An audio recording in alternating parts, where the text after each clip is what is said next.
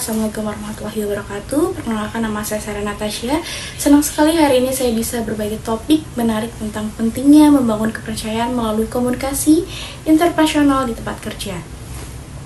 Saya sangat menghargai kesempatan ini karena topik ini tuh sangat relevan dengan kehidupan profesional kita semua.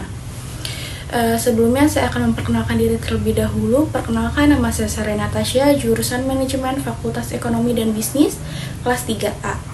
Alasan saya memilih tema ini tuh, saya tertarik pada tema ini karena komunikasi itu adalah kunci dalam membangun hubungan kerja yang sehat dan produktif. Maksud dan tujuan melalui presentasi ini, saya ingin menunjukkan bagaimana komunikasi interpersonal ini dapat menjadi fondasi utama dalam membangun kepercayaan antara rekan kerja dan atasan.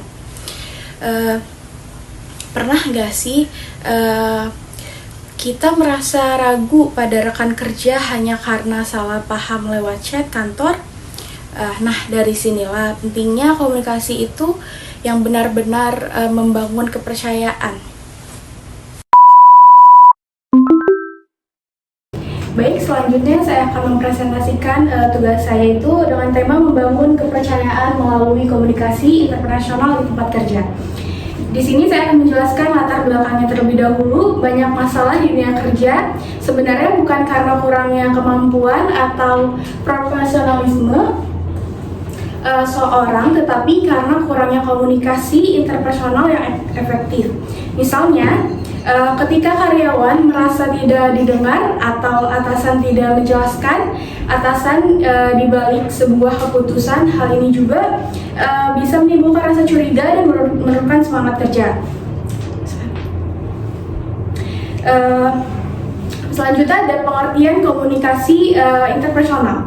Komunikasi interpersonal ini adalah proses penukaran informasi, ide, pikiran, dan perasaan antara dua orang atau lebih secara langsung. Selanjutnya ini ada hubungan antara komunikasi dan kepercayaan. Komunikasi dan kepercayaan memiliki hubungan yang sangat erat. Komunikasi yang sangat terbuka akan membutuhkan rasa aman. Selanjutnya ada dampak kurangnya kepercayaan. Kurangnya kepercayaan di tempat kerja bisa berdampak sangat serius. Ketika tidak ada rasa kepercayaan, karyawan cenderung menutup diri dengan enggan berbagi ide, bahkan takut mengambil inisiatif. Selanjutnya ada solusi komunikasi yang membangun kepercayaan. Untuk membutuhkan kepercayaan dibutuhkan komunikasi yang sehat, terbuka, dan empati. Yang pertama itu, dengarkan secara aktif, gunakan bahasa positif, konsisten antara ucapan dan tindakan, jujur dan terbuka. Dan selanjutnya ini penerapan di tempat kerja. Bagaimana sih penerapan komunikasi interpersonal di lingkungan kerja? Yang pertama itu ada rutin, melakukan pertemuan tatap muka, terus mendorong diskusi terbuka dalam rapat tim, terus juga menggunakan komunikasi nonverbal secara positif. Selanjutnya ini ada manfaat komunikasi interpersonal yang efektif. Yang pertama itu ada bagi individu komunikasi yang efektif akan meningkatkan rasa percaya diri, mengurangi konflik pribadi, dan membantu mempercayai tujuan kerja lebih cepat.